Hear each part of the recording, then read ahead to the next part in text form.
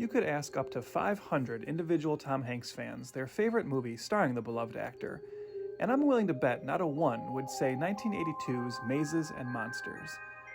Despite a 40th anniversary Blu-ray released earlier this year, the made-for-TV movie is still largely forgotten or unknown altogether today, which is somewhat surprising, given that it is one of the first pieces of filmed entertainment to focus on a successful role-playing game that has only grown in popularity since the early 80s. Though the movie, understandably, created its own version of the game, not only to avoid having to pay to use the trademark name, but probably also to avoid any possible litigation regarding what it was saying. The film features Hanks as a college student so obsessed with the fictional role-playing game he plays with his friends that he has a psychotic break, believing himself to be the character he portrays in the game, a belief that eventually leads him to murder and attempted suicide. Based on a novel of the same name by Rona Jaffe, itself based on later-to-be-revealed as inaccurate newspaper stories regarding the late 70s disappearance of a Michigan State University student, Mazes and Monsters was just one piece of a misguided but pervasive moral panic that, during the 80s, put an unfortunate cloud over the otherwise impressive success of Dungeons and Dragons. Since being created by Gary Gygax and Dave Arneson in the mid-70s, D&D had become a quick success story. The game was derived from other popular miniature war games, but put its own unique spin on the concept by setting the gameplay in fantasy worlds inspired by authors like Tolkien. So much so, in fact, that a threatened lawsuit from the Tolkien estate forced the developers to change the names of some of the creatures and races in the game. Still, this didn't stop D&D from fast becoming a favorite hobby and bonding experience for sci-fi and fantasy fans around the world upon its release in 1977. And by the early 80s, it was already both a popular financial success and, admittedly, often widely mocked as something just for nerds and weirdos. Or, you might say, freaks and geeks, to borrow the name of the cult Judd Apatow 80s set series whose young characters were fans of the game. While the ridiculous panic about the game's supposed dangerous influences was widely reported on in the news and showcased in Mazes and Monsters, the game did begin to receive more positive media representation, as in the same year as Mazes and Monsters, 1982, Elliot and his friends are shown playing the game in E.T. the Extraterrestrial, and in fact, behind the scenes, Steven Spielberg ran a D&D session with his young cast. The next year, a Dungeons & Dragons Saturday morning cartoon debuted on CBS, running for 3 seasons.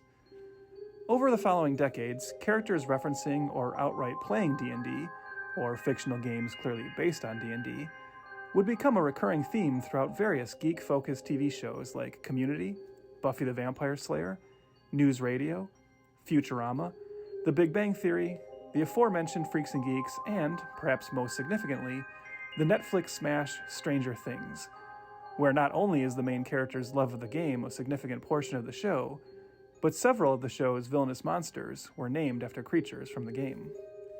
Still, despite all these small-screen references, and the aforementioned highlighting of the game in E.T., D&D's big-screen adventures have, surprisingly, been less abundant throughout the years. Not necessarily for lack of trying. An official Dungeons & Dragons movie was released to theaters in 2000, starring Justin Whalen, Thora Birch, Jeremy Irons, and Marlon Wayans, but the film was certainly not a hit, bombing at the box office and failing to satisfy either hardcore D&D fans or the larger mainstream audience. You might assume that film would be featured on this show someday, but in fact the franchise did eke out 2 even lesser remembered sequels, the made-for-TV Wrath of the Dragon God in 2005, and the straight-to-video The Book of Vile Darkness in 2012. The rather unimpressive reaction to these films seemed to destroy the game's chances at cinematic glory, though a new attempt, Dungeons & Dragons Honor Among Thieves, starring Chris Pine and Hugh Grant, will be hitting theaters in 2023. Whether that film will finally turn the popular RPG into a Hollywood success as well is yet to be seen. For the sake of D&D fans around the world, let's hope so that they no longer have to get their cinematic D&D fix vicariously through projects loosely inspired by the game, as was the case when one of the game's most famous fans took it upon himself to bring his fandom to the big screen with his own unique twist. The year is 2015, and Summit Entertainment and Lionsgate Films are ready to launch the next big action fantasy franchise with The Last Witch Hunter.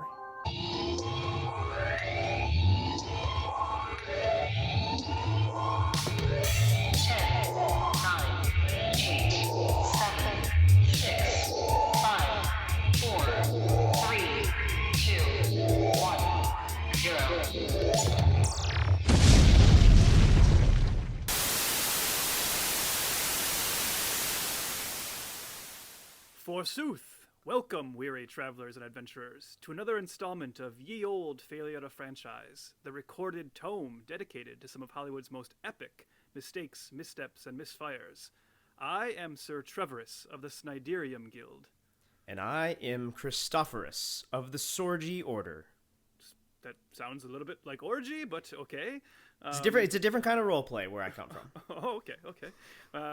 So, welcome back, everyone. This is the second installment of No-VIN-ber. And if Vin Diesel is listening right now, boy, he'd be so happy, I bet. He'd be getting jazzed. Because the movie we're doing today is based, at least in part, on one of his, do we want to say, like, lesser-known loves? Or do you think, like, his mega fans know about this side of him? I think his mega fans do. Maybe the general public doesn't. For sure. Yeah. And that is 2015's The Last Witch Hunter. Chris, do you want to tell us a little bit about this one? For sure. It is directed by Breck Eisner. He made Sahara, the Crazies remake. Most recently, he's kind of a primary director of The Expanse, Jeff Bezos' favorite show. And it is written by Corey Goodman. He wrote Priest, Underworld Blood Wars, and then, Trev, I'm sure you noticed this, but a writing duo that is going to become and is already synonymous with our podcast, Matt Sazama and Burke Sharpless. They wrote Dracula Untold, Gods of Egypt, the Power Rangers remake, and Morbius. So some of those are episodes we've done, and some of those are episodes soon to be. Yeah. Not only that, but they deal in a genre that I want to just talk about a little bit later, too. Sure. Because obviously this is what this movie fits into. You know? Definitely. And also, my intro in the first episode of No-VIN-ber was all about stage names. I don't know that Burke Sharpless is a stage name, but it sure seems like it should be. That's all I know. No, 100%. Yeah. The budget of this film is $90 million. Domestically, it made $27 million. Not great. And worldwide, it made just $147 million. So not great at the old box office here in 2015. No, which is too bad because, like, obviously, well, too bad for the people involved because obviously this is a clear play at a franchise. In fact, most of the interviews I watched in the last couple of days with Vin Diesel keep bringing that up. The sequel ideas they already had and this large, expansive world they were planning. And I was wondering if we can expect to see another Last Witch Hunter. It does lend itself to a potential franchise. It does. And to be really honest, even in the development of this movie, we quickly realized how vast this universe was. Beyond witches, really. We're just scratching the surface here, that there are things much worse in the Shadow Realm. That kind of tells you something about what Vin Diesel was looking for at this time. So in our last episode, we spent, some time at the beginning talking about just how Vin Diesel, arrived in Hollywood, how he kind of first became a name, and we kind of left it at around this point, this time period. Obviously, that episode was about the pacifier, so maybe we should spend some time, Chris, talking about Vin Diesel in a post-pacifier world, because just to kind of summarize, that was an experiment for him, right? And it went well financially, but I think as we said last time, I'm betting even he knew, and his people certainly knew that on a financial level, sure, it was a hit, but the critical response to it probably told them, maybe that's not your wheelhouse. We tried. That's not the right area for you. Let's try and get back to what people love about you in the first place. I think that's seen in what follows, correct? Yeah, like as charming as Vin Diesel is on screen and how charismatic he is, he's not quite the comedic presence that movie was trying to get across. And he even follows, and to kind of continue that, sorry to cut you off, but sure. He follows the pacifier. 2006 is a very important year for him because the 2 movies he's in, I think, dictate the rest of his career, right? Because one of them, we'll talk about in a moment, is a success, but the other one is not, and that is 2006's Find Me Guilty, the Sidney Lumet drama, American courtroom drama he makes, which is kind of most notable for him having that really bad wig and a really funny expression on his face in the poster. Look it up, folks. Yeah. But that movie does not go over very well, and I think I've always taken it to the 1-2 punch of that and then the other movie, which I'll let you talk about in a second. I think he made a decision right then and there to say, all right, I'm just going to lean into what the overall image of Vin Diesel is. I'm not taking any more risks. I'm not trying anything like crazy anymore. I'm just going to be the Vin Diesel the world seems to want me to be. And that is kind of cemented by the reaction to his appearance in the other film from 2006. Chris, I'll let you talk about this. Yeah, the Fast and the Furious Tokyo Drift surprised everyone with Dominic Toretto's uncredited return at the very end of the movie. Spoilers. Yeah. But yeah, this was Vin Diesel saying, you know what? Let's go back to formula. Let's see how. I think he had met with Justin Lin, and they had convinced him, hey, just come back for this one scene, and we'll test the waters and see what's going to happen. And at that very moment, I mean, Fast fans around the world, including myself, I actually hold Tokyo Drift in quite high regard in the franchise. And seeing him at the end was extremely exciting, and really set the stage, because Tokyo Drift was supposed to basically go direct to DVD. I don't know if you knew that. You probably do know that, actually. It was supposed to go. I know. I don't know that, actually. Oh yeah, no, it wasn't really originally planning to go to theaters, but it sounds like Vin Diesel's return at the end was actually instrumental in getting it a theatrical release. So once that happens, the wheels are turning, pun unintended there, to really maybe soft reboot the Fast franchise, because as we all know, Dominic Toretto took a back seat. Well, I'm not trying to do car puns, by the way. Yeah, definitely getting it back on track, right? Yes, we got to ignite the NOS of this franchise once again. All right, now you're going too far. Okay. I know. I'm sorry. Cut that. No, let's go. Let's put it in reverse and back up here. Okay, sounds good. Okay, pedal to the metal. Well, again, so they really come back in full force with the whole cast for Fast and Furious 2009, and really the franchise is back to the races. And really, this is what we're getting at here.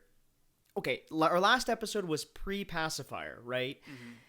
And Vin truly stepped away from the Fast franchise in a big way. Yeah.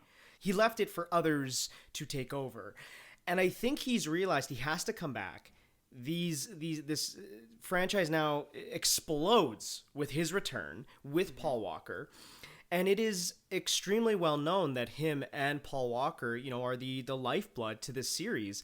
And then all of a sudden, Fast and Furious didn't have the greatest reviews, but it did make a ton of money. Yeah. Then, I like that one. I do too. Believe me, I like also them. think, I'm sure you agree. To me, that's the last one that is kind of identifiable as what the franchise originally was. Correct. Yes. Well, yes. Yeah, I would agree with that. Yes. Okay. Yeah. Minus the CGI fucking. Yeah. But I mean, but thematically, because Fast 5 is where it turns into something else. Yeah. Yes, and that's actually where the franchise. Yeah, you're right. It turns into something else, but for a global audience, right? They bring in The Rock. And The Rock is actually great in that movie, because he's playing against type. It's funny how that works when he plays against type and he's good. But Fast 5 comes on, and it's giant moneymaker. Fast 6, giant moneymaker. And then this gives him the clout to bring back Riddick. Oh, Riddick! His character. He's now in Guardians of the Galaxy. He's part of the MCU. Vin Diesel is just really at the top of his game right now, and all stemming from a cameo in Tokyo Drift, which is, I find, just absolutely fascinating. But what I kind of want to touch on is that his persona changes a bit. I defended Vin. I don't know if I would say defended him to you. I think we both kind of said that he's a good guy, and I think, and we don't like making fun of actors. No, never make fun of actors. No, but Vin Diesel is he seems to wear his heart on his sleeve, and he's very passionate about what he wants to do, his career, what he thinks is important in his franchises, and with the success of the Fast franchise, he really just becomes an upper echelon producer at this point. Yeah. And that's a big point, is that he is the guy in charge now. It's interesting because you say how his persona changes and how he's, very passionate. I think that's true, but like you said, you see a shift in what that means to him. Yes. Because I think in this post-Pacifier world and the return of Fast and Furious, and then Guardians, him bringing back Riddick, he becomes a man who is in search of franchises. He sees himself as a franchise player, and that's kind of it. We're just getting to see the first official trailer, and people are already talking sequel. How does that feel? It's very flattering when a studio doesn't. I mean, Guardians of the Galaxy, they did the same thing before the movie was released. It's like you could possibly be having 5 franchises. Yeah. How crazy is that? It's pretty crazy. And I mentioned in the last episode that I think it's kind of a shame that you don't see him going and chasing roles like the smaller roles in something like Boiler Room or Saving Private Ryan anymore. You know, he doesn't seem that interested in that. He seems to want to find as many franchises as possible. So instead of, he was always a passionate guy. We talked last time about that rumor that I've heard that he was, you know, telling Steven Spielberg how to direct scenes in Saving Private Ryan. But that's what, like, he came into Hollywood as someone who was a filmmaker, right? Not just an actor. He was writing and producing short films and his own feature film. And he, at some point, when Fast and Furious became a big moneymaker for him and it kind of locked him into a certain status, I think he decided to take all that creative drive of his and and just put it towards producing the Fast and Furious franchise to be the biggest kind of global moneymaker it could be. Mm-hmm. So he kind of puts aside all like the more, I don't want to say highfalutin, but I don't know, like the more prestigious like side of him a little bit. He puts that aside to say, no, I'm just going to like really lean into protecting this image and protecting this franchise and seeing if I can get other franchises going that are kind of in the same wheelhouse. He becomes corporate committee. You know, he becomes a committee of his own, really, in a weird way. Because, again, he does lead this franchise to $1 billion maker with Furious 7. And we'll get to, the problems in between there with, Paul Walker's death and all that, because I think it does have a lot to do with even this film. But, and beyond, Furious 7 goes on to make over $1 billion. Mm-hmm. And, in 2015... I mean, I guess now it seems like every movie is getting to $1 billion, but in 2015, that was pretty unheard of that Furious 7, like I said, Tokyo Drift was going to go direct to DVD. And then 4 episodes later into the Fast franchise, it's making over $1 billion and one of the most profitable international franchises in cinematic history. So, Vin knows what he's doing. Does he lose his way? Yes. And that's kind of where things go awry at this stage in his career. Is he, what Trev's getting at, is he financially successful and powerful in the industry? Absolutely. But is he really flexing his creative muscles here? And not quite. Not quite. This is like hard for people to maybe believe or remember if you're not of the right generation. But there was a time way back at the beginning of his career where Vin Diesel was really looked at as like, could this be the first guy or one of the first guys to perfectly balance that blockbuster world, but also be like, I don't want like a Sean Penn or something, or like a Vincent Gallo. Could this be like, could he be Abel Ferrara and Tom Cruise, Totally. Could he, make these like small little New York kind of interesting, gritty, independent dramas and then also do like Triple X. And I wish we could have seen how that played out, but I think he decided to put aside that and he just becomes The Rock. He becomes Will Smith, right? He goes for the safer bet a little bit. It's hard to fault him. I don't know that I would make a different decision, I suppose, but it's still a little bit of a shame. Yeah.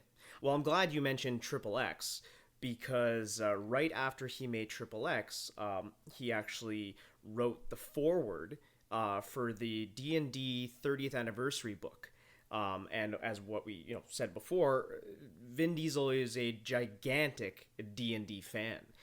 His whole life he was doing this. He was playing this game, and it goes back into his career. Like he is a storyteller. So no wonder he loved D&D from such a young age. We grew up on Dungeons and Dragons, and it was good because it's the art of storytelling and using your imagination. That's right. It is the art of storytelling. It is the art of imagination, and it is the training ground in some ways for one's imagination, and in many ways influence the way that I've produced film. And when we said earlier that like we still like him, and that there's something like endearing about him, that's a big part of it, right? He's a big kid. There's always something kind of endearing about those big kind of those muscle bound meatheads, to put it like the stereotypical way. Sure. That you see them and you even see the movies they might make and you instantly form an image of them and then you find out that no, they're like a nerd. They're a nerdy kid at heart. He's got that Joe Manganiello, whatever you say his name. Manganiello. These guys who are actually like they love this whole like nerdy world, and Vin Diesel is that as well. And so much so that that's why to go back a little bit, and that'll feed into this one as well. we talked about this last time, right? Why once he had the chance to make a sequel to Pitch Black, he just goes, well, let's turn it into like Lord of the Rings. Yeah, He's totally. he already wants to bring that fantasy stuff into what he's doing, and there's no place for it in Fast and Furious, obviously. Although I wouldn't be shocked if somehow someday he found a way to get it there. Right. But wouldn't be any stupider than some of the things they have done. But anyways, he's always trying to find a way to bring that love of D&D. That, like you said, so much so he wrote a foreword for a book about D&D. He wants to find a way to finally play in that world cinematically. Yeah, and again, you said he tried with Riddick to a lesser extent. I think wrong character for that. Yeah, I think that's what it is. He learned that. Yeah. 100%, because he immediately goes back to formula with the third installment. Yeah. And so going back to the foreword for the D&D book, he actually was meeting with screenwriter Corey Goodman at a time about a different script. And they started to just kind of geek out over D&D in this long meeting. And they became sort of, I don't want to say friends, but they definitely shared common ground, right? And all of a sudden, this script that was on the blacklist, written by Corey Goodman, gets across to Vin Diesel's desk, and they start talking about incorporating his own character that he uses while playing D&D himself. This is where you can get into how nerdy Vin Diesel is, right? And why his eyes must have lit up when he saw the script, because the character he played in his D&D campaigns with his friends, the class of his character was Witch Hunter, which is not even an actual class in D&D. Like, Vin Diesel took that class from a different role-playing game and loved it so much he wrapped it up into his D&D character and campaign, and that was his character. And then so for years he'd been playing a witch hunter, this kind of unofficial character in D&D, and then he sees a script come across his desk called The Last Witch Hunter, and I can only assume he orgasmed on the spot. Hey, I gotta ask you, what is your relationship to D&D? So I've never played D&D. I have played a role-playing game that's because how there's tons of them, right? I played a different one back in the day, and boy, it's been so long. I'm trying to remember what the name of that one was. I believe it was something like Wastelands or something. It was like a post-apocalyptic one. Okay. Now, my experience with it was, I have nothing against D&D. I think I love the idea of it. I just never got into it, and even when I played that game, we did it for a few months. And the majority of us playing it, we were kind of not taking it as seriously as I guess I'll call him Dungeon Master, even though this wasn't D&D. The guy running the campaign, the guy calling the shots, he was taking it very seriously. We necessarily weren't as we were playing, so it could sometimes be like a frustrating but funny experience. So that's really it for me. I know D&D mostly from just the pop culture osmosis of seeing it in things like Stranger Things and always being aware of it, but I've never played it. And the one time I played something similar, I wasn't taking it as seriously as I could, but right. I have nothing against it. It's just I don't know if I have the patience to get into it. I think that's a big part of it. I don't know if I would could lock into it for too long of a time. Yeah, no, I feel you. I'm similar. I've never played it for that reason. I've always kind of wanted to, honestly. Yeah. I think I'd have I love doing voices. I love being silly. I like this kind of thing. It's always been attractive to me. But I think I don't know if I could commit. I just can't commit. Hey, every Sunday at 5:00 we're gonna play 2 hours of D&D. For 3 years. I'm like, well, okay, I got shit to do. But it's always sounded very interesting. And I've liked it. I especially like the that famous Community episode where I think you can't watch anymore because they canceled it. But that certainly on some streaming services you can't watch. Yeah. But no, I again, that's cultural osmosis is my relation to it as well. But yeah, you're right. Vin would have lost his shit, obviously, seeing that script. So again, we mentioned that it was designed to be a franchise, right? And even when you watch the film, which we'll talk about soon, you can see hints of that, of course, and little seeds here and there for what's to come and what could possibly happen. But it is definitely designed that way, especially in its casting. So the three main actors, let's just say them, is Elijah Wood, Michael Caine, and Rose Leslie. So you got Frodo, Alfred, and you got Ygritte from Game of Thrones. So you're really combining these little bits and pieces from fantasy or sci-fi lore. There's even some dream walking stuff in here. So all of it, and then you see Michael Caine. You're like, okay, more Inception-y type things as well. It's definitely a hodgepodge or manufactured fantasy thing. You know what I mean? And that's for better or for worse. We'll get into that. But I think there was definitely a clear goal setting out for this movie. Big time. Yeah, I don't think there's any question of that. And like I said, in the interviews I've watched, like Vin Diesel is making that quite clear, right? It's one of those things where the discussion about this movie at the time is almost dominated by the question of what comes next, which is never a great thing in like promotion. You know, I think that can actually torpedo you a little bit when sometimes I think if people come in with their arms raised, their dukes up, if they feel like you've put the cart before the horse a little bit, you're talking too much about the later chapters. And I felt like that was definitely the case with like the build up to this one. I just felt a lot of Vin Diesel's interviews were, clearly this is made for sequels. What comes next? And I'm saying, yeah, we've got it all planned out. We already know where we're going. We've put a lot of things in this movie to listen for. Okay, but what about this movie? What about this story? And it's funny because I don't necessarily think it comes from a cynical place though, from him. No. You know, like maybe from Lionsgate or the studio behind it, but Vin is just such a passionate guy, you know. For the studio, this is the thing. So again, without saying anything about how we felt about the movie, I will say when you go watch the interviews for this film with Vin Diesel, it is really endearing and kind of sweet to see how nerdy he gets talking about D&D and like how excited he gets and how he talks about how he took the name of his D&D character from the Similaria, and you're like, oh my God, this guy is such a nerd, right? And he just gets like so jacked up talking about this stuff, and he does turn into a little kid, you know? Were you always fascinated in this kind of world, like the Dungeons and Dragons? AJ, I was, man. I was at a very early age. It's hard to deny that geek card. This is news everywhere. Kids are screaming. I'm just being honest. Vin Diesel's a geek! I'm just being honest. My grandmother got me the basic Dungeons and Dragons set back in 1978 for Christmas. And it was probably the best gift I've ever gotten. And he's talking about like introducing fantasy to his kids, and that's like really endearing. So I think you're right in that the whole franchise aspect of this one is probably cynical from the studio's perspective if they want to like milk this. I think for Vin Diesel, it's just like he's excited that he might get to play in this world multiple times. Yeah. For like the next 10 or 15 years. Definitely. And I have to say this movie was delayed a little bit. Sometimes we talk about the delaying of photography and release dates. This movie unfortunately was delayed because of the death of Paul Walker. So it wasn't so much that the studio lacking faith or a lot of creative differences. There was not a lot of that we could find, honestly. We do a lot of research for this podcast and to make sure what was going on in the pre-production.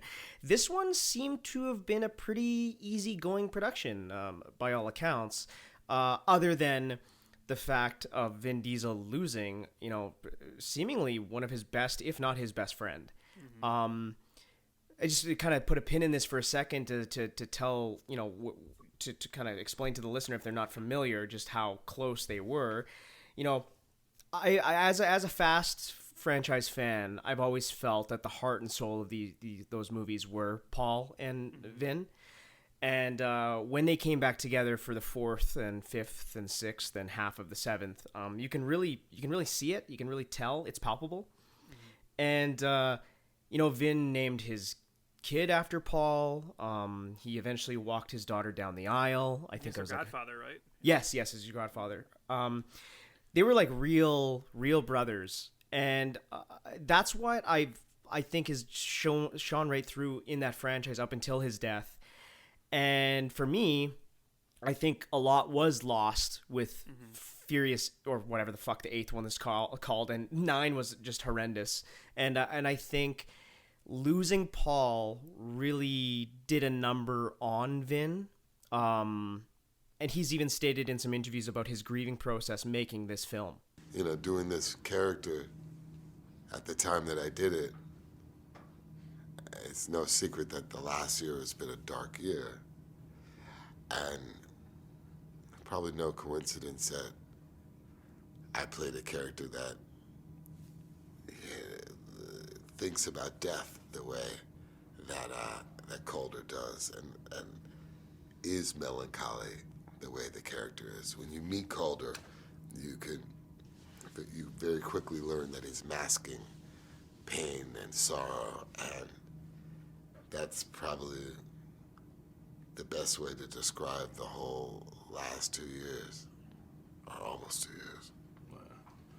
Well, that's what I was going to say. I mean, whatever else you might think about this movie, and obviously we'll talk about our thoughts in a moment, but you have to imagine that at least, I guess it is kind of nice that he was able to, while he's grieving, while he's trying to recover from that horrible tragedy, he got to go play in this fantasy world that he wanted to play in for so long. Totally. Right? He'd been looking for something like this, and I bet you that was like a nice load off of his mind for him to just, go grab a sword and hack away at witches, play out his boyhood and even adulthood fantasies at a time where he did not want to think about the other stuff going on in his life. Yeah. So it just, again, from this point on in Vin Diesel's career, he's obviously very protective of his franchises, but then also I think he's lost a little bit of what kept it grounded, I would say.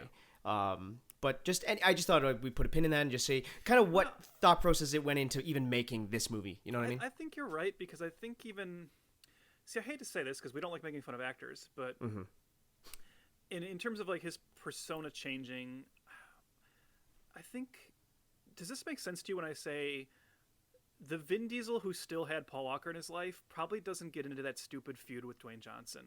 No, that's exactly what it is. That's exactly he doesn't he doesn't hold cast members hostage taking selfies with them, on set of Furious 10.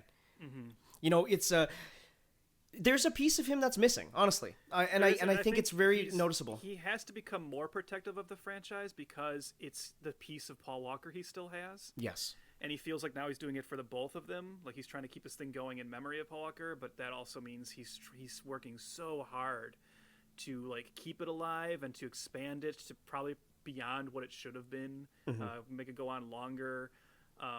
That's why it seems like he might be upset about like things like spin-offs, because that has nothing to do with the Paul Walker run of it. Yes.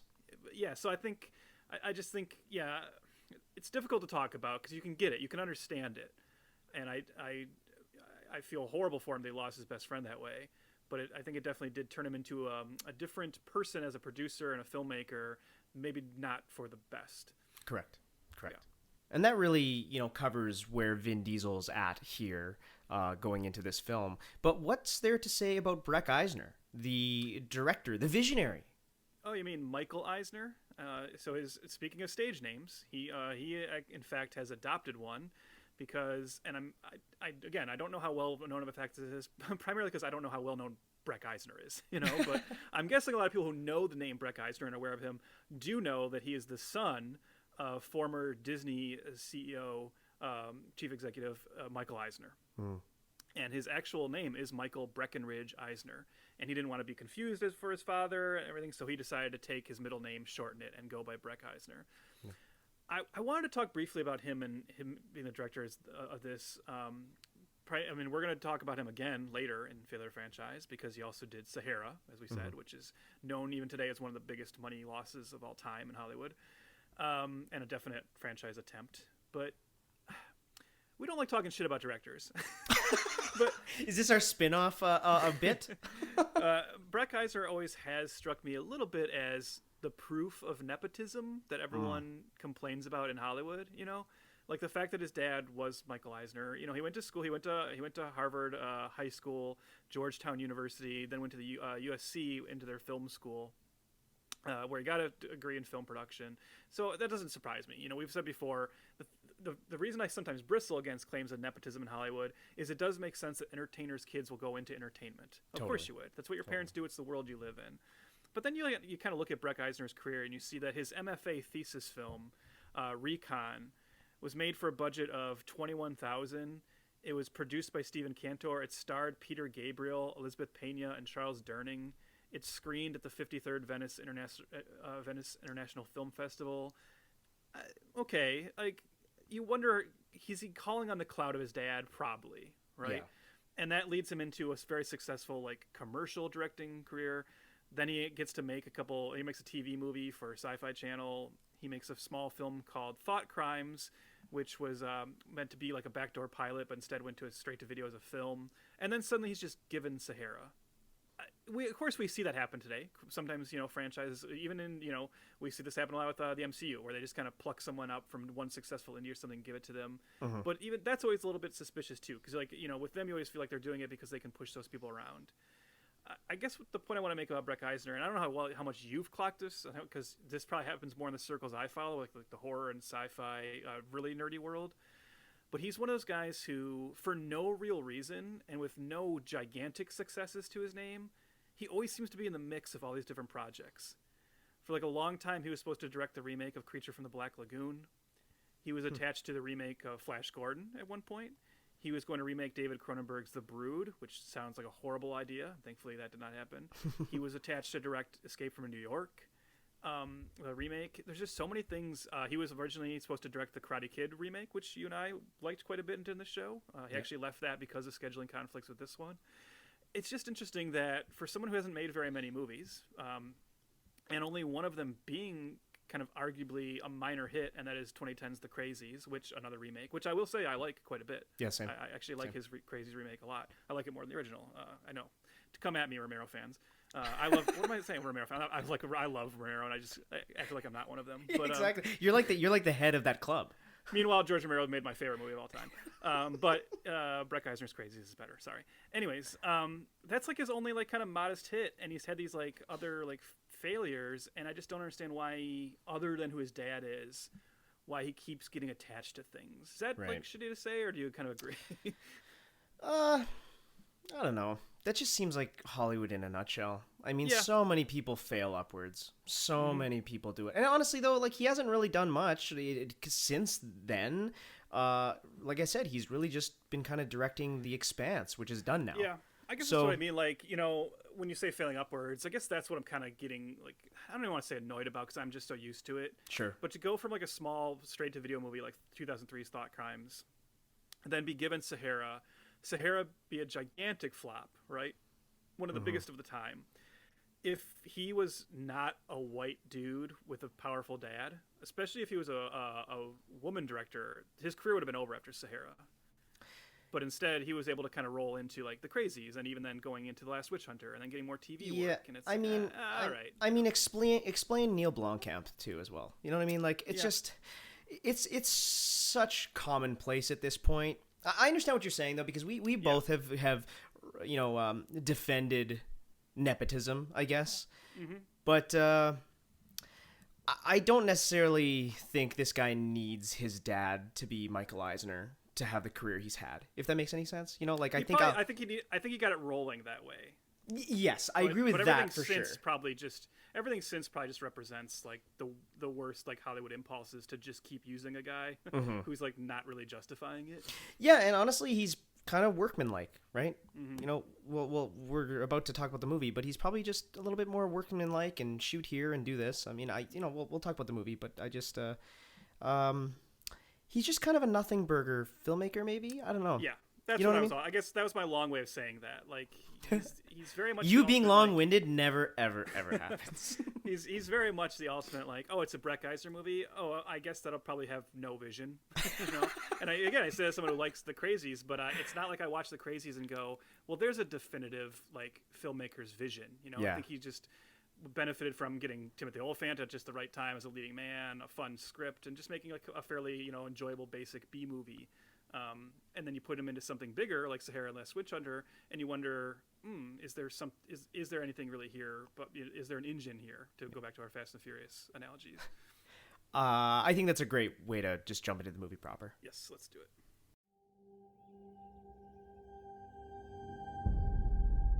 Father? You have tasted more of life than I can ever imagine. But your story has no end.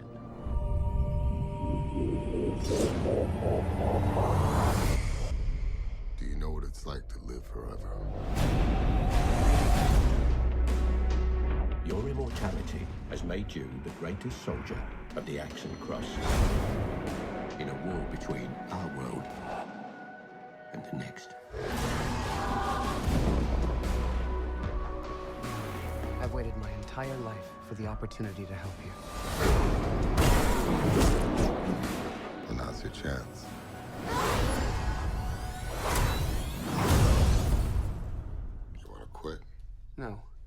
praise. You're a dream walker. Get out.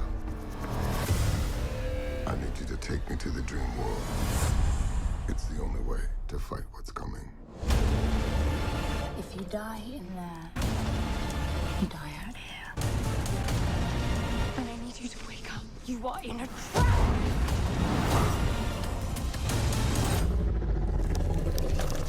Yeah, you're not qualified for what happens next.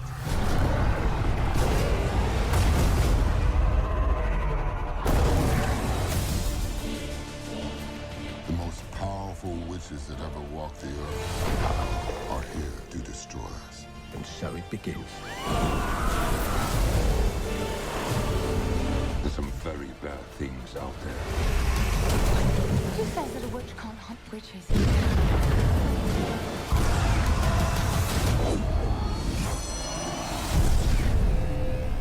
You know what I'm afraid of? Nothing.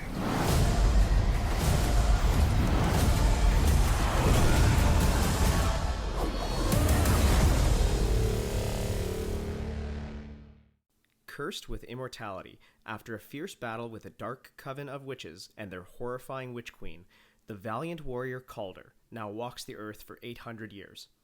As the last of the witch hunters, Calder, alongside the ancient Axe and Cross Order, works tirelessly to hold together the fragile truce between humans and witches. But after the suspicious death of a close ally, Calder is now fully aware of a modern-day coven hellbent on ushering in a new age of evil.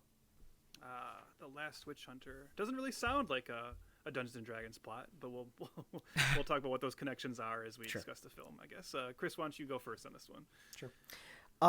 So I'm not really gonna bury the lead either on this one. I know sometimes we make it seem like what we're gonna say is gonna be the opposite of what we think and what we feel, but I'm gearing up for maybe an argument, but we'll see, or hopefully maybe some common ground. But I liked this one.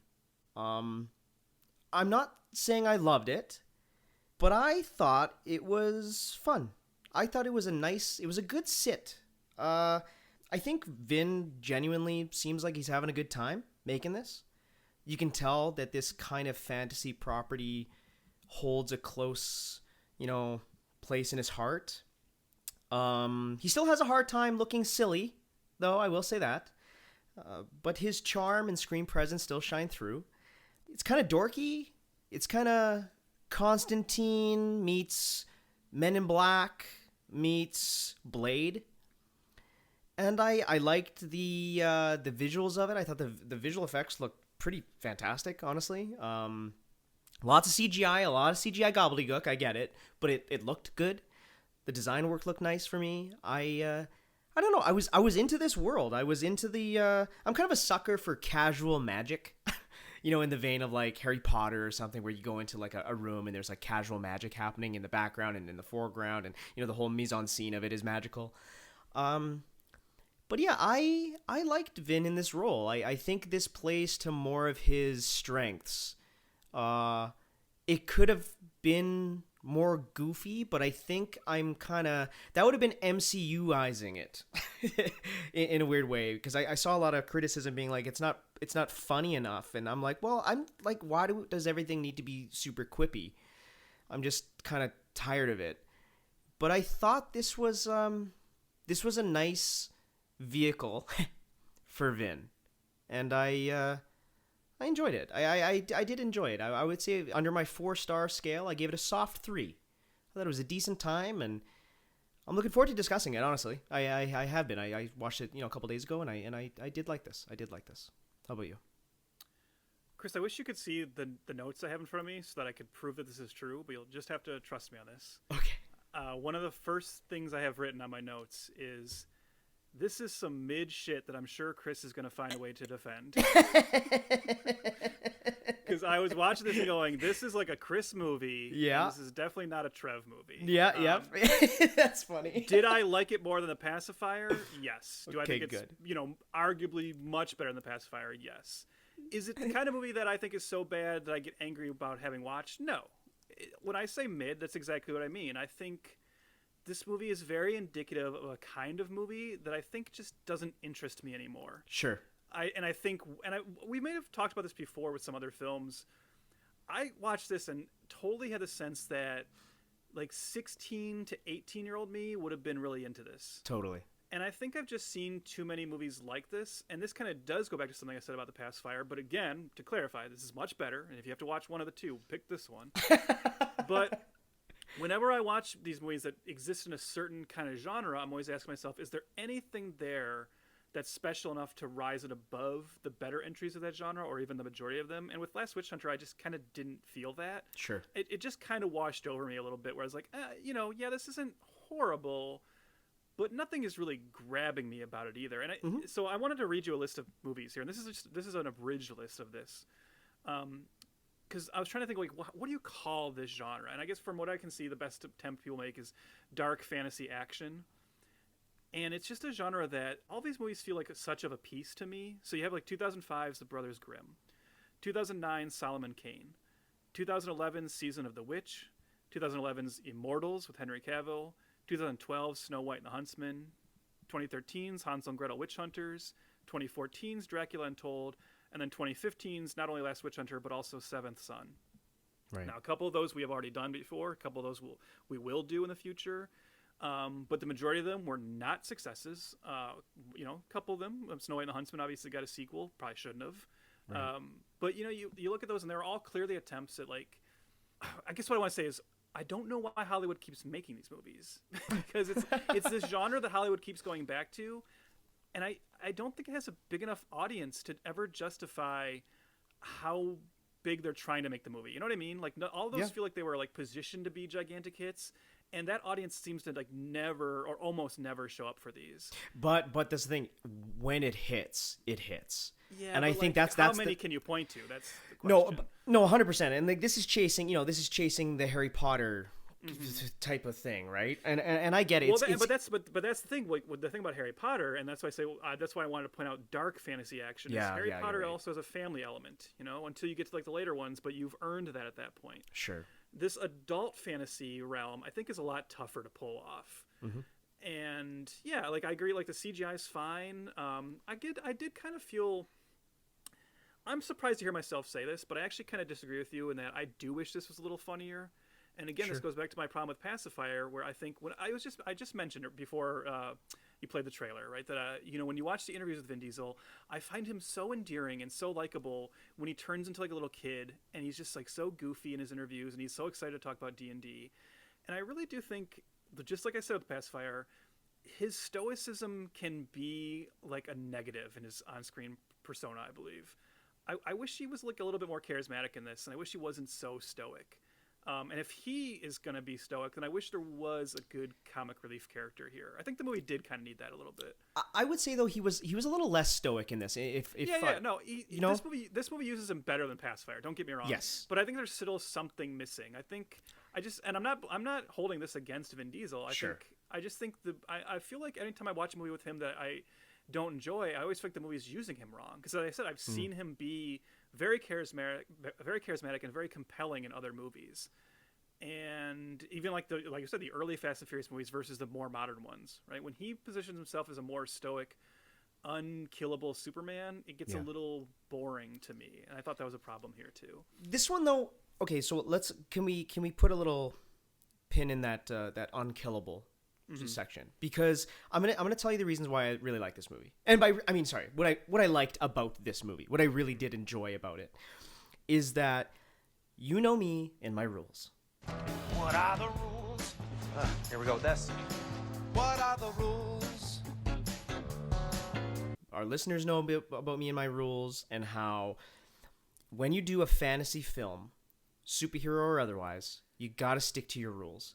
And this movie, I think, is honestly is kind of a, I don't know, I don't want to use the word masterclass, but it really knows its rules, and it really knows its setups and payoffs.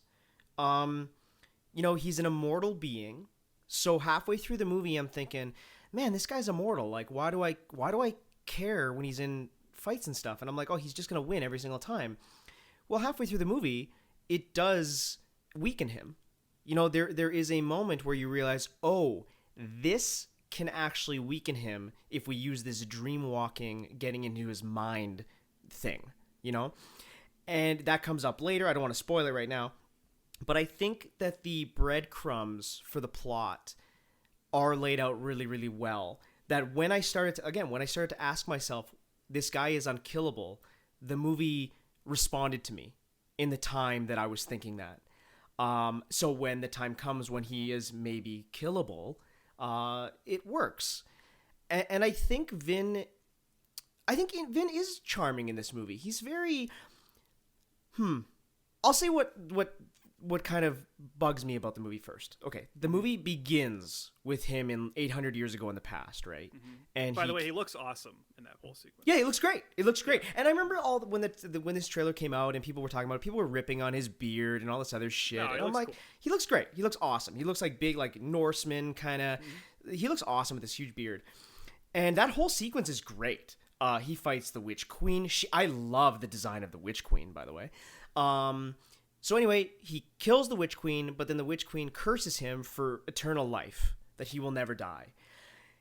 What I didn't like about the movie is that it immediately cuts from that opening scene to 800 years in the future, and he's on a plane in modern-day looking buttoned-up Vin Diesel, and he's very charming and very charismatic, and it's like, hold on a second. I needed to see Vin through time. Yes, Chris, can I read you another one of my notes? Yes, go ahead. I have a note here.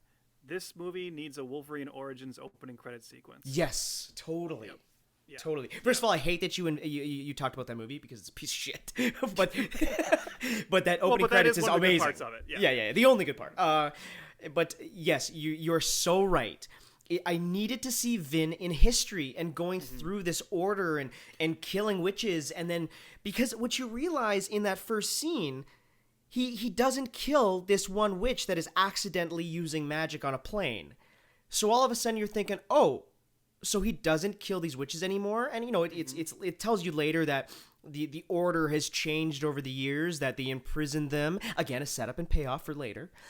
We imprison them instead of killing them. And I think it's a little bit of a mistake. Yeah. It's a mistake. It's not even about the order imprisoning them. We see him; he just lets her go, right? Totally. He gets it with her, and we're missing a big chunk of his character development because of that time jump.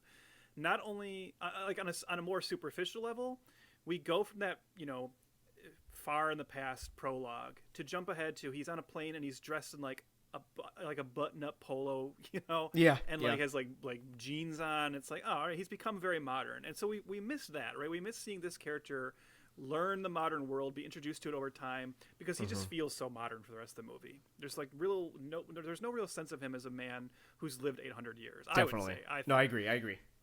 And we more importantly, to your point, we've also missed seeing the change of him as being, as he was someone who earlier hated all witches. And wouldn't it be fun, actually, not that I'm calling for a prequel, because Hollywood has prequelitis, but wouldn't it be fun to see the adventures that led this character to realize that not all witches are bad?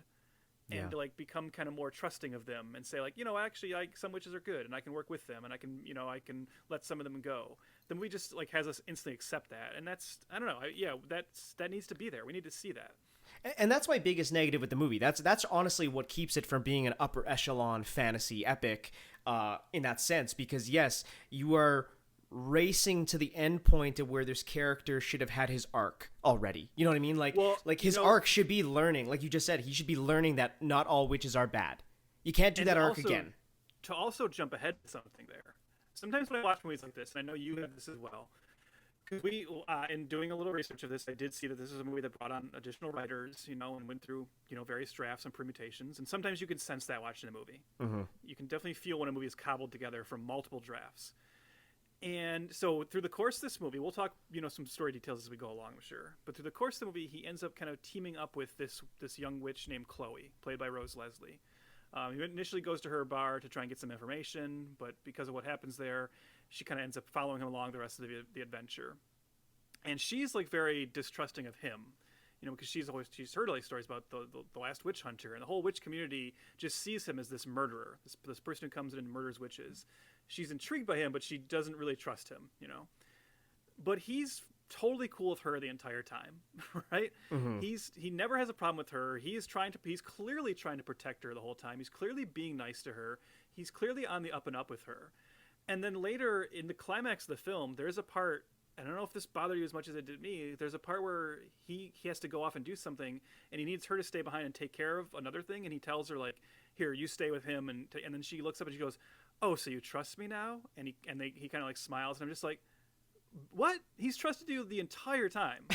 And that made me feel like that was a byproduct of a different draft of the film where they had a more antagonistic relationship throughout the whole movie. Yeah. Where he was like shitty to her. And I kind of wish that was the one we saw. Because like, I do like those arcs in movies. It's always more interesting for us to watch the character learn that he can work with this person and that he can accept them. And if he, the whole movie, had been like, listen, witch, like, I don't need to hear from you are dumb witch ways. And at the end, he's like, oh, you know what? Actually, no, we're cool. Like, that would have been better than him just always being fine with her. And that's why that didn't make any sense. And it felt like, again, something was missing. Yeah. And I think that line, especially when she says, you know, do you trust me? I think that is the problem. But I'm also more forgiving of his persona that's more like, I'm on the case, you know, of this murder of his friend. And like this, you know, he's lived 800 years. He can kind of see through the bullshit at this point. So like right away, he's not so much sad about this death. He's more like, this is suspicious and I got to go on the hunt and I got to fucking figure this out. And I'm going to question Elijah Wood. You know, I kind of know what's going on. I know there's a conspiracy. I'm just kind of going through the motions, which again, I agree is probably not the most interesting thing, but for an 800-year-old guy, it makes sense that he can walk into a underground magical bar. Everybody flees and he just walks in all charming and he's like, can I get a drink? And I need to talk to you about some potions. Yeah, I mean, I think this is, if the story had to be told this way, with the character with this sort of personality and this kind of plow ahead, I get it kind of mentality, this would honestly work better as a novel written from his perspective. Good call. If we could be inside his head and hear all these thoughts, I think I'd be more forgiving of it. But the problem is, you know, this is the risk you run when you adapt a novel. Sometimes it works for the better. I think the Hunger Games movies are better than the books because being in Katniss's head, she's actually very, very annoying. And when you get out of her head in the movies, she's much more likable. But I think the inverse happens here, to where, because we're not in his head, that stoicism and that like lack of a character arc makes him a boring protagonist.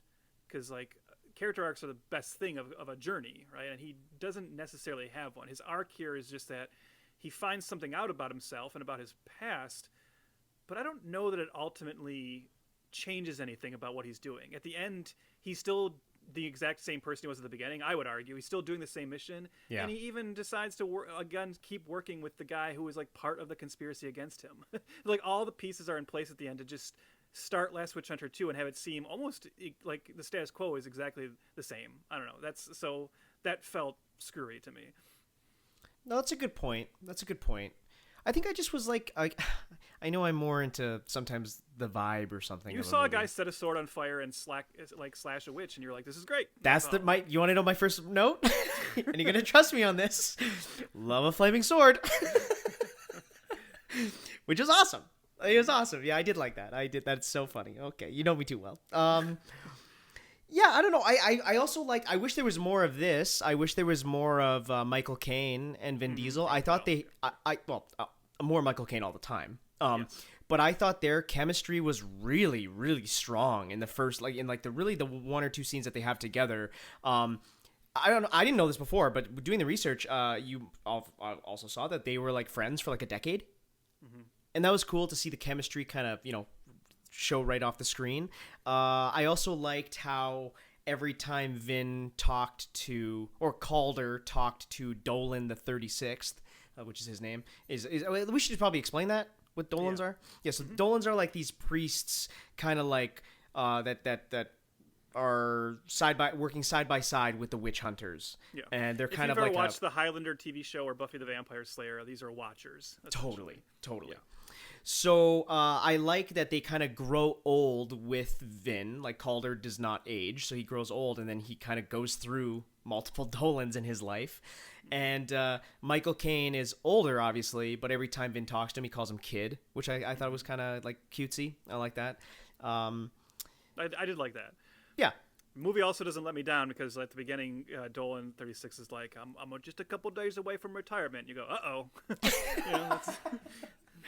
But again, that's also like the whole plot is that Dolan the 36th says he's retiring, and then the next day he's presumably dead, and then Calder immediately goes on the suspicious, right? Because what's his line? He says something like, usually people don't retire and die on the same day. Yeah. And I like that he was kind of not no nonsense. Yeah, like he's not no nonsense, but he's definitely like he's in detective mode. Again, this isn't his first rodeo. He's done this so many times before that he's like, I know something is up, and I liked the confidence in our main character. It reminded me a little bit of Dylan Dog when we did that movie in a like kind of that supernatural detective story, you know. But no, I liked Calder I think a little bit more than you did, but I guess I agree with you that the arc isn't so much an arc as it is a race to the finish. Yeah, that's my issue. I mean, no character arc and not letting Vin... I guess this sounds like you and I disagree on it, but I just feel like the movie wasn't letting Vin be as charismatic as he can be. That's I understand, and I know I'm asking for jokey material in a movie where he's investigating the supposed death or a murder attempt of his best friend. But yeah, you can still get levity into there. And like I said, if not there, then when you have this kind of supernatural world, like you said, you're a fan of, and I am too. This anytime you have this world where there's a secret underbelly, you can get some levity from the characters who exist in that world. And I think this movie also, as opposed to the versions of this I really like something like Constantine, which I think is a very good version of this. Yeah. Or I mentioned when we talked about Fred Ward in our Remo Williams episode, I mentioned a movie he made called Cast a Deadly Spell, where he's a PI in a version of 40s Los Angeles where magic is just commonplace. Mm-hmm. Those are two movies I'd point to and say, like, wow, they utilize that world really well and show you, like, all these fascinating, interesting characters. Like, even Gavin Rosdale's character in Constantine is, like, a very compelling, kind of smarmy, slick, like, demon kind of character. Right. And I think this movie doesn't do that enough. We get Rose Leslie, we get her, like, witch bar, but we don't really... They could have played that set piece out so much more. Mm-hmm. There could have been so much more there, and we could have just been introduced to more... Like I said... This movie being such a race to the finish and such a race to like its big reveals and everything doesn't allow it to spend enough time showing us this world. And I think that's where the movie could have had a lot of fun, honestly, because I think there is potential here for an interesting world that would have justified maybe more adventures. But the movie unfortunately doesn't seem all that interested in exploring it. And I agree because it's I'm of two minds, right? I love an 105-minute movie. Mm-hmm. Love that. More of that, please. But I think this could have benefited from another 20, another 20 minutes of world building, for sure. I think there's some hints of it. Like when they go to the fashion show, I like that, like the magical fashion show with all the witches. I thought that was cool. And then he walks in and talks to like the witch that's leading it, and she's using a spell to look younger. And then kind of he threatens her with breaking the spell. So then she just shows her true face. I thought stuff like that was fun. But I think you're right that it could always use more of that, right? Mm-hmm. It's like, it's honestly, it's like Angel. You mentioned Buffy. This is definitely more in tune with the Whedonverse, right? It's mm-hmm. that I love when Angel is doing his detective work and going into underground bars, going into underground, crime syndicates, talking to this, talking to that, and realizing that demons are among us, right? And I think that's why I definitely would have liked a sequel from this. I think I'm a little bummed out that we didn't get one because maybe the sequels could have flexed that other muscle, especially with the confidence of the success. Maybe that would have tested it. But I think I just like these types of worlds. You're so right by saying this is a mid-grade Chris film.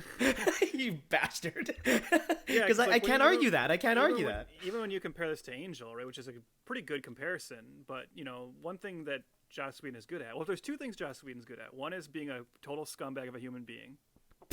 But the other thing he's like, you can't deny he's good at is that ability to put levity into serious drama. Sure. Now, granted, his writing style really took over Hollywood, and yes, I agree, as annoying as it is now, that's all a byproduct of what he started, right? Yes, but I think yes. he was really good at it, initially before other people took it up. You go back to Buffy and Angel, and it would get very dark, it would get very serious, it would get very dramatic, but he could still fit that levity in, and a lot of that came from exploring the worlds around those characters. And so you said this movie is missing that magic piece, right? That's why this isn't as effective as a Joss Whedon movie. Mm-hmm. Granted, I don't think Breck Eisner is a horrible sexist asshole, at least, Right. but on a creative level, the movie's missing that touch. What did you think of, speaking of Breck Eisner, what did you think of his directing? What did you think of the look, the feel of this movie, the Well, that's the what vibe? I mean. When I say mid, that's where it comes from for me. It was competent. Sure. Right? Yeah. I mean, I'm not going to say it was poorly directed, but I'm not going to say it ever blew me away with anything. The action scenes were all serviceable. He always had the camera pointed in the right direction with the lens cap off. You son of a bitch. It was fine. I have nothing to say. I mean, it's almost like the worst insult I can give a movie. I hate to say, where I just when you ask me that, I go yeah, he directed it. Cool.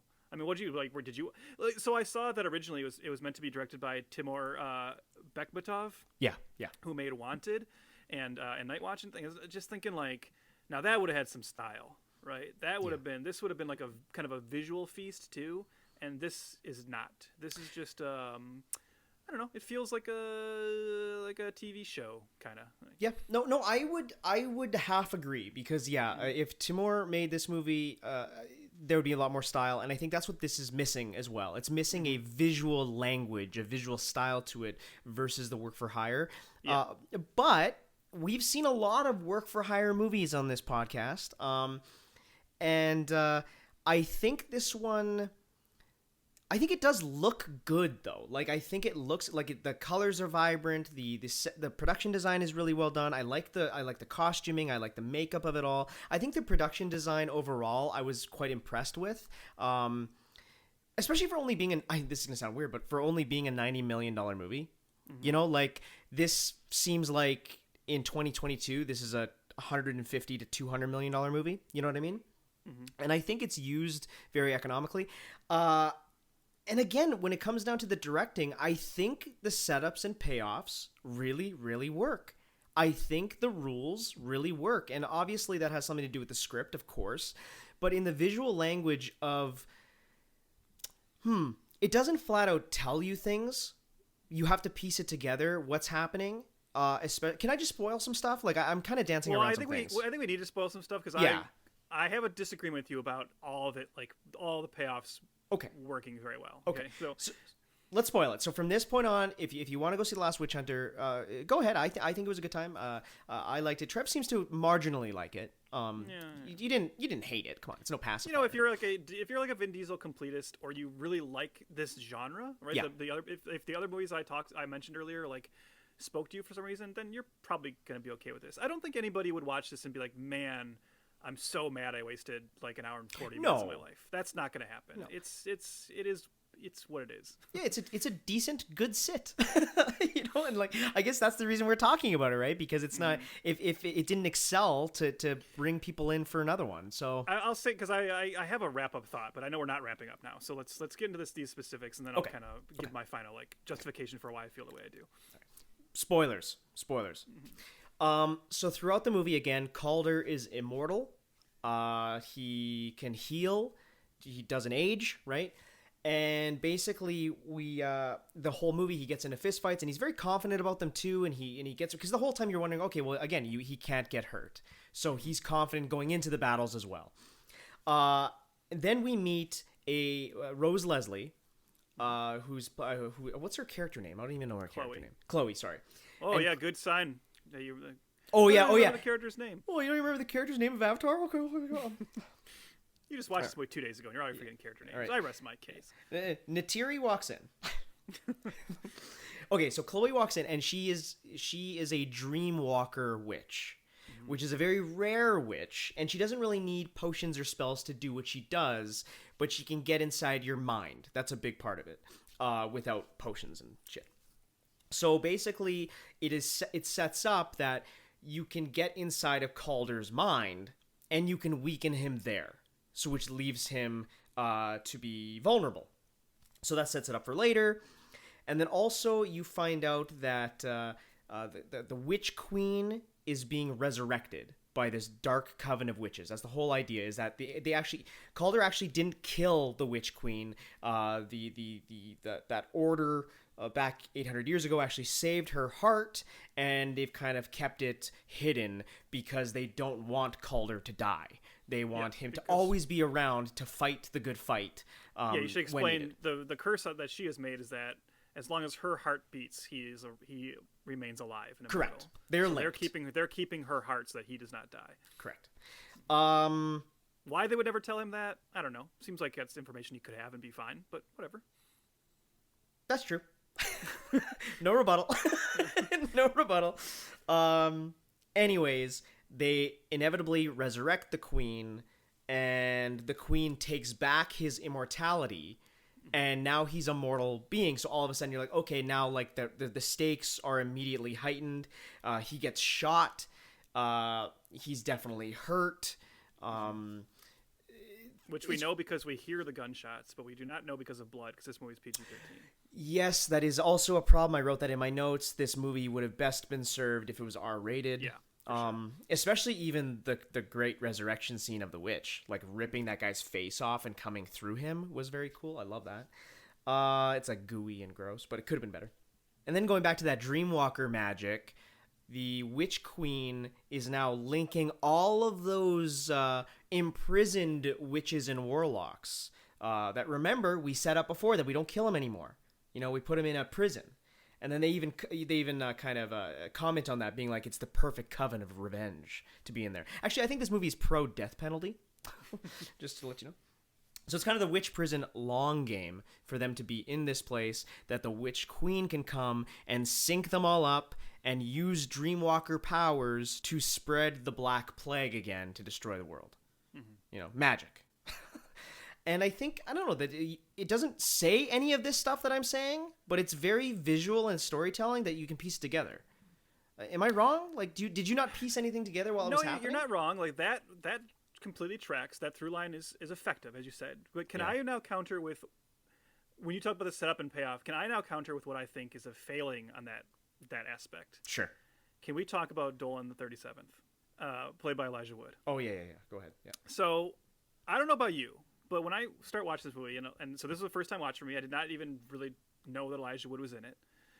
But he shows up, and he's Dolan the 37th. He is the young priest who is going to take over as the new Dolan now that Michael Caine has retired. And he kind of instantly slots into sidekick role, right? He becomes, and in my head I was thinking, okay, well, this is where the levity or whatever I was expecting is going to come from. Because because Calder is so stoic, they're going to give him the inexperienced rookie sidekick. And that's what Elijah Wood seems to be for a bit, but then the movie kind of forgets about Elijah Wood. And he really disappears from the middle section of the movie. And it really becomes the adventures of Calder and Chloe. And it started to like lock into my head at that point, where I don't know about you, but I kind of totally saw the twist coming. And again, we're heading into spoiler territory, because I was just trying to put myself in the shoes of Elijah Wood at this time and thinking, why would you be in this movie? So this is like obviously a post Lord of the Rings Elijah Wood. This is also coming at a time where Elijah Wood's career has started to go in a very different direction. This is going to sound so stupid, but I'm sure you had this too, where there are certain, we always talk about how people should not worship celebrities and how people put celebrities on too much of a pedestal. But then there are also certain celebrities where you think to yourself, I could totally be friends with that person. And like Elijah Wood is like one of the ultimate celebrities I want to be friends with and think I could, because he's just this huge like horror nerd at heart. And around this time, he started making a bunch of horror movies, and he started up SpectreVision, his own horror production company. He'd already been in. He was very creepy in like Sin City. Then he goes on to the lead role in the great remake of Maniac, which I know you don't like because you're a widow boy, a little sensitive boy, and it hurts your moral feelings. But that movie's awesome. He goes on to do like Cooties and Grand Piano. So I was just thinking, like, why does he want to be in such a like nothing sidekick role that disappears? And I go, oh, he's the bad guy. He's going to turn out to be the bad guy. Right. And that actually got me kind of excited, because you mentioned the Witch Queen design being cool, which I agree with. I think she looks cool, but she's kind of a nothing character. There's nothing there, and you really want a good villain in a movie like this, and I think that's what this film's missing too. But for a time I thought, oh, Elijah Wood's going to reveal himself as the bad guy, and then we're going to get like this really fun, over-the-top Elijah Wood performance in the last like 15 or 10 minutes, and he's just going to steal the climax of this movie, being this like great villain. But no, we get the turn I was expecting. He does turn out to be bad, but to no end, right? He turns bad, right. And he's just like, hey, I'm also bad. I like the Witch Queen. I want to serve her, and then she just kills him. And I was like, oh, so that really was to me like such a waste of Elijah Wood. It's a predictable turn, but it doesn't even go in the direction it should to be better, and it was like a total waste of him. If Rian Johnson made this movie, would you say it was subverting expectations?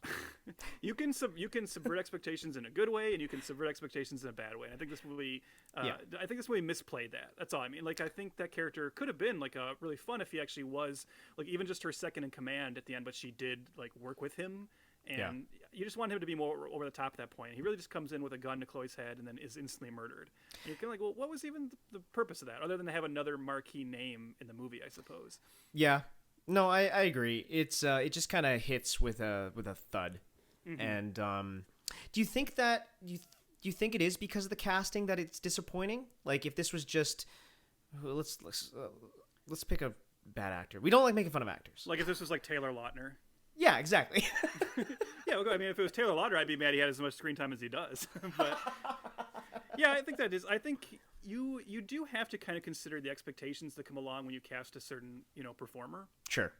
So for me, that is part of it. I think, and as I said, this was coming along at a time where I think Elijah Wood's like performances were becoming very interesting at what he was picking to do, and I was kind of surprised that he decided that he chose to be in this, unless he just like maybe he's a D&D guy too, or maybe it was just I mean, I guess most likely Elijah Wood probably every once in a while. No, wait a minute. I take back what I was about to say. I was about to say maybe Elijah Wood has to do one of these every once in a while to keep funding Spectre Vision, but I'm pretty sure that Lord of the Rings money is handling that. So that's why this is even more mind-boggling to me. I don't know what here attracted him to this, because the movie doesn't give him much. I mean, I don't know. Maybe he just likes Vin. Maybe, yeah. Maybe. Now, I will come back, and it's because I don't want to be all crappy, and I've said a couple good things. I will come in with another one. I also think you've been very fair, to be honest. Yeah. You've been very fair, yeah. This isn't a pacifier all over again. This is No. And I'll keep being fair and say, as much as I did not like the Elijah Wood twist, and I thought he was misused, I do like Chloe, and I do like Rose Leslie in this. Mm-hmm, same. I don't know that her and Vin Diesel have amazing chemistry, but I think there's something about Vin Diesel where I think it's very hard for actresses to have like romantic chemistry with him. Right. I think like the only one who kind of really pulls it off is Michelle Rodriguez. I really believe them together, but like it's because she's a hard ass.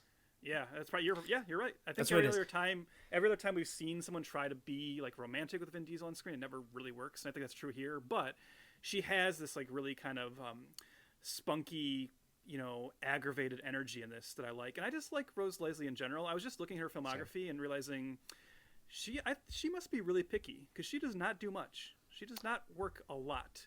And I think maybe that's to her benefit, that she doesn't just pick like all like the random bullshit. Like she's like the opposite of Michael Caine, right? Who at this time was just doing any script that was given to him. She's also been doing a lot of TV too. I think that just wraps you up, right? She sticks to TV more for sure, but she's not done very many movies at all. Oh. And I think that's actually like a loss for the movie world, because I think she's a very it's really hard to not like Rose Leslie. I feel like I agree. There's something she's like so captivating and charismatic, and I did like her in this. Spunky is a good word to use, like, because she was the same way in Game of Thrones too. Like, she talks shit to Jon Snow. Here she talks a little shit to Calder, right? And I think that's maybe why the chemistry works better. Maybe not to the extent that you want it to work, but I definitely bought that they were at least attracted to each other, and sometimes that's all that matters. Sometimes I don't need people to fall in love in every movie. You know what I mean? I can see them being just like, they gave fuck buddy energy. You know what I mean? And that's cool. Yeah. That's fine. Yeah. That's all I need sometimes. But I think she's a great screen presence, and I'm glad they replaced Elijah Wood with her as the partner. You know what I mean? Yeah, I mean, seeing how I think the Elijah Wood turn at the end would have been more effective if we had more of him. Sure. But since that turn was going to be like a wet fart anyways, then I guess it's fine that like the movie forgets about him and it's her. And you're right that like she's the more compelling of the two as the script is written. And yeah, I'm always just happy to see her. I mean, I don't want to do that. I don't want to do that dumb generic thing. I'm going to do it anyways, even though I say I don't want to. But where people like look at a comic book character and go, well, this actor looks like that character, so they should play that character. But Rose Leslie as Poison Ivy. Come on, Hollywood. Let's that'd be great. Make this happen. Yeah, that'd be great. Also, another setup and payoff I liked, using the 3 magic stones in the very beginning of the movie that shows off weather and lightning and this and that. And then Calder takes those stones and then uses them at the end to ignite the sword that he needs to be ignited to kill the Witch Queen again. I like that. I just like a good setup and payoff. I mean, I don't know. Little things like that sometimes, especially on a Sunday afternoon. Sometimes a movie like this is just needed. You know what I mean? That's kind of where I'm coming from. You're actually right there. Like, if I know I'm being overall negative. But you're right that like one of this movie's strengths, and I've used this term before when we talk about other movies, and this one totally fits into it, is this movie is a lazy Sunday afternoon movie. Yeah. This is a movie you can throw on a lazy Sunday afternoon, and like you might not love it, but you'll sit there and go like, yeah, all right. You know, like totally. It's not offensive. It's not. But that's the thing, right? I can also I do, for the purposes of our show. Yeah. I watch it and I completely understand why it didn't connect and why there's no sequels. And that's when I said I have a sum up point. I'll just get to that now. If we have more things to say, we still can. But like the Witch Queen is the ultimate example of this, or what I said about Elijah Wood. I think everything that could be good about this movie just never gets to the point it should. Like I feel like this movie, I feel like almost every element of this is just a little underdeveloped of what could have been better. So I feel like it's constantly not reaching the heights it's aiming for, or it's just, I don't even want to say it's not trying because that's so mean to say. I'm sure it was, but when I say like there's nothing about it that's like raises it above its ilk in the genre, it's like the villain's not as interesting as it should be. The twist isn't as surprising as it should be. The twist doesn't play out as well as it should. You know, the hero doesn't have as great of an arc as he should. There's no element that I feel like isn't just a little too underdeveloped, and that's why it ultimately fails for me. But it's not one of the most egregious failures we've ever done on here. It's a totally serviceable movie.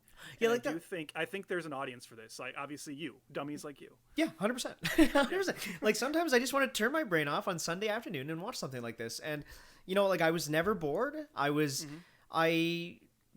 very entertained. Like there's a quote That's true. here. That is true. It's never boring, which is actually a very good thing in its favor. Yeah. Like because there are also movies that are bad like this, but also just are tedious to watch. This is not a tedious movie. No.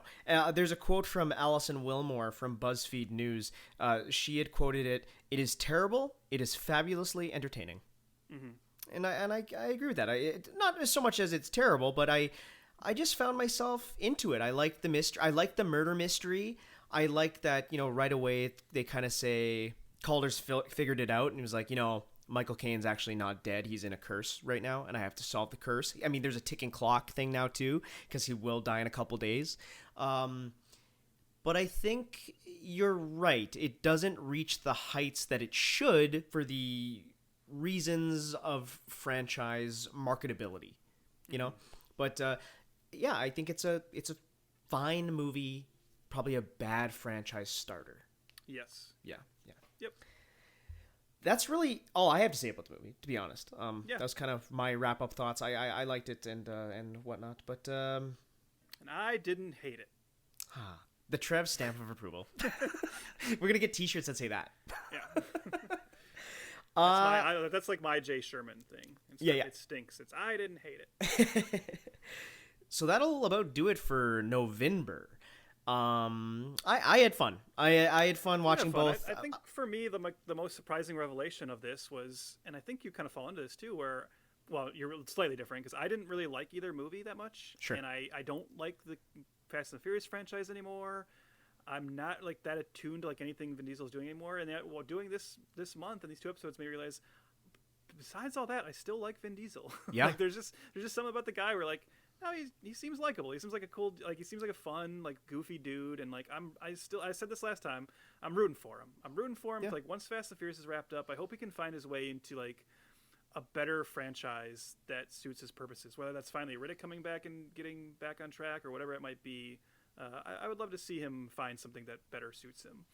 Yeah, I like this guy. I have always liked Vin Diesel. Again, his persona has changed a little bit. I think he's just a little, I don't know, he's either working through stuff or he's so focused on building that labyrinthian fast universe at this point.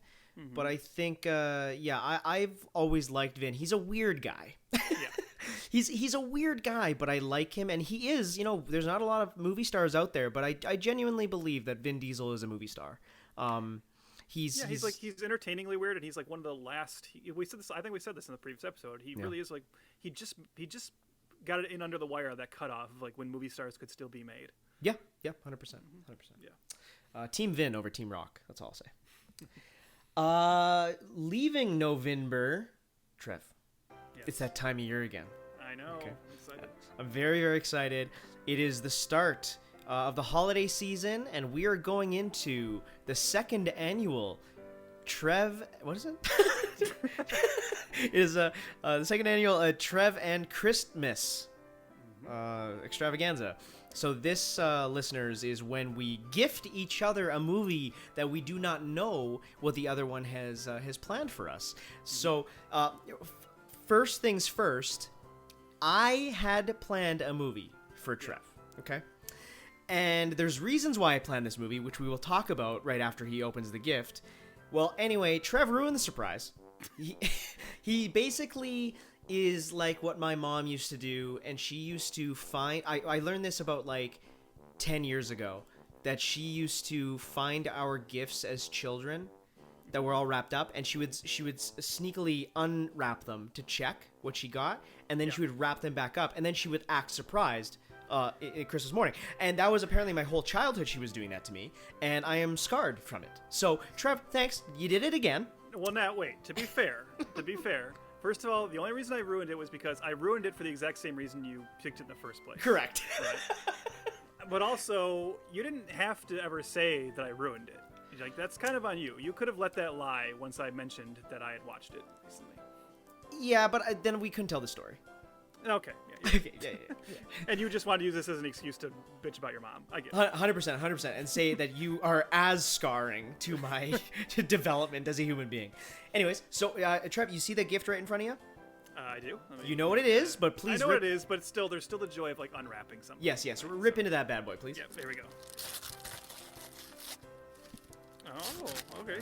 Well, Chris, why don't you tell us about what this is?